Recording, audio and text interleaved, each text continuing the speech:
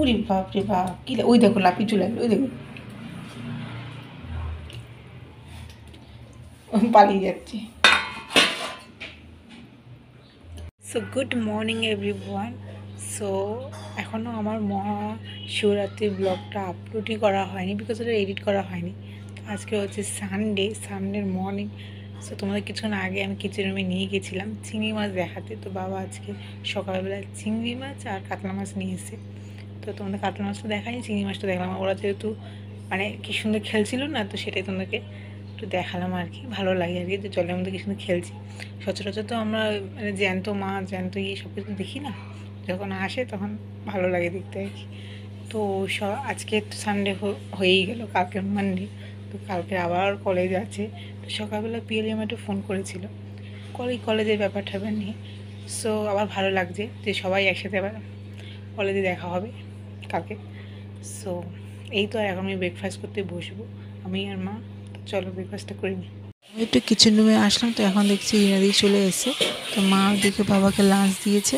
তো আমি আর মা একটু পরেই, তো আজকে যেহেতু সানডে আর 8 তারিখে যেহেতু মহাশিবরাত্রি ছিল, তো সেদিন যে বেল নিয়ে আসা হয়েছে, বাবার পুজো যে বেল দেওয়া হয়েছে, সেই বেলটা আজকের আমি ভাবছি যে মানে আমরা কখনোই খাই না খুব একটা বেল। তো ভাবছি যে সবাই নাকি বেলের পানা করে, তো আমি ভাবছি তাহলে আমি একটু ট্রাই করি।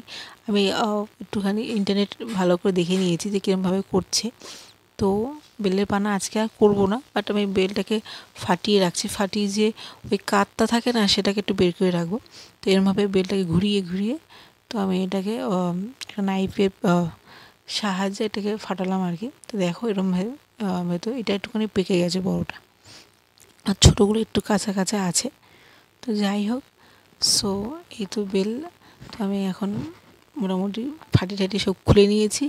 এবার জাস্ট একটু এই ছাঁকনির সাহায্যে একটুখানি ভালো করে কাতটা বের করার চেষ্টা করছি।